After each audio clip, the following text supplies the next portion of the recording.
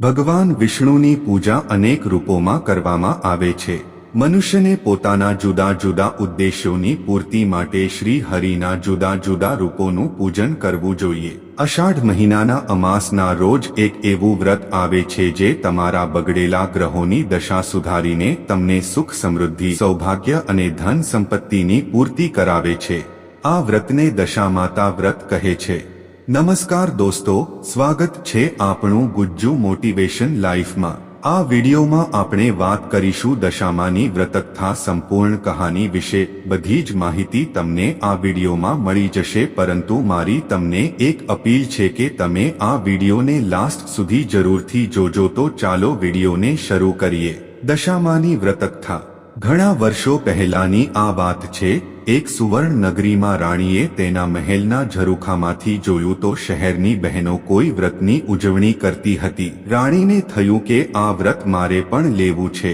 રાણીએ રાજાને વાત કરી। રાજાએ અભિમાનથી કહ્યું, હે દેવી, આ બહેનો જે વ્રત કરે છે તે દશામાનું છે।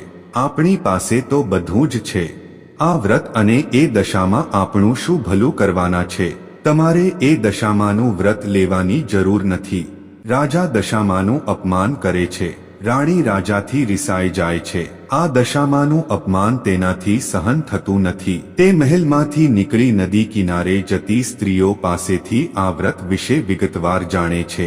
વ્રતી બહેનોએ કહ્યું, અમે દશામાનું વ્રત કરીએ છીએ। આ વ્રતની વિધિ એવી છે કે સૂત્રના 10 તાર લઈ 10 ગાંઠ વાળવી, ગાંઠે ગાંઠે કંકુના ચાલ્લા કરવા, ત્યારબાદ સ્ત્રીએ આ વ્રત કરવું। દાસી જોડે રાણીએ રાજાને સંદેશો મોકલ્યો કે મારે આ વ્રત કરવું છે, પણ રાજા અભિમાનમાં ચકચૂર હતા। તેમણે આ વ્રતની ના પાડી, પુનઃ દશામાનું અપમાન કર્યું। તેથી દશામાના ક્રોધનો પાર ન રહ્યો। એક દિવસે દશામાએ રાજાને સપનામાં આવીને એક જ શબ્દ કહ્યો, પડું છું। બીજા દિવસે પાડોશી રાજા લશ્કર લઈને ચઢી આવ્યો। જીવ બચાવવા રાજા તેની રાણી તથા 2 કુંવરોને લઈ જંગલમાં ભાગ્યો।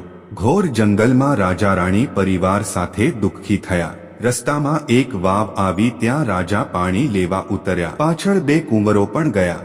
દશામાએ અદૃશ્ય થઈ 2 કુંવરોને વાવમાં ખેંચી લીધા। રાજા સમજી ગયા કે ચોક્કસ દશામાનો આ કોપ છે। એ રાણીને આશ્વાસન આપતા સમજાવે છે કે જેણે આપ્યા તેણે જ લઈ લીધા, હવે એ જ આપશે। આગળ જતા રાજા રાણીને અનેક દુઃખો સહન કરવા પડ્યા। એક વાડીમાં ગયા તો ત્યાંના ફળફૂલ નાશ પામ્યા। માળીને થયું કે આ બંને પાપી છે એમ માની મારી ભગાડ્યા। રાજા તેમની બહેનના નગરમાં આવે છે। બહેન સોનાની ગાગરમાં ભાઈ માટે સુખડી તથા સોનાની સાંકળ મોકલે છે, પણ દશામાના કોપથી સુખડી ઈંટના કકડા બની ગઈ અને સોનાની સાંકળ કાળો નાગ બની ગયો। આ ગાગર પિત્તળની થઈ ગઈ।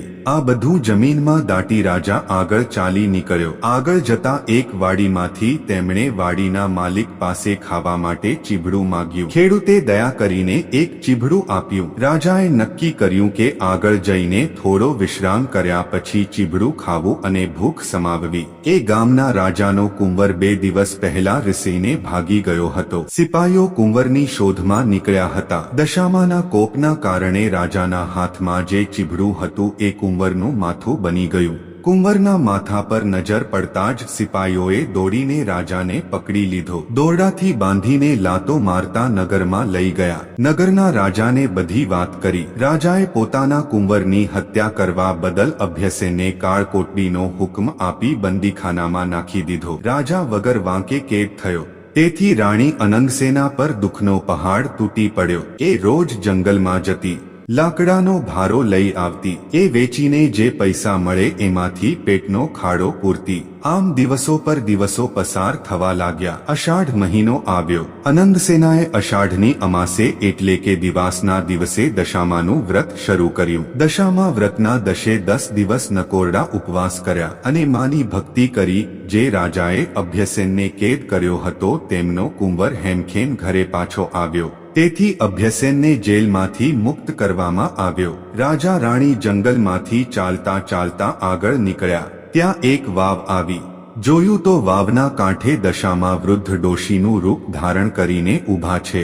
બંને કુંવરો એમની આંગળી પકડીને ઊભા છે। રાજા રાણી તરત માતાજીને ઓળખી ગયા, માના પગમાં પડી ગયા. દશામાએ અસલ સ્વરૂપમાં આવી દર્શન આપતા કહ્યું, હે રાજા, હવે તારું અભિમાન ઓગળી ગયું છે. લે તારા દીકરા, તું જે વાટે અહીં આવ્યો છે તે વાટે પાછા ફરો. તમે જે સુખ માટે ઈચ્છા કરતા હતા તે સઘળા સુખ મળશે. તમને તમારું રાજ્ય પાછું મળશે. રાજા રાણી બંને કુંવરો સાથે પોતાના રાજ્યમાં આવ્યા. પ્રજાના સાથથી પુનઃ રાજ્ય પાછું મેળવી સુખેથી રહેવા લાગ્યા. રાજા રાણીએ દશામાના આશીર્વાદ મેળવી કહ્યું, હે દશામા, જેવા અમને ફળ્યા તેમ તમારું વ્રત કરનાર સૌને ફળજો.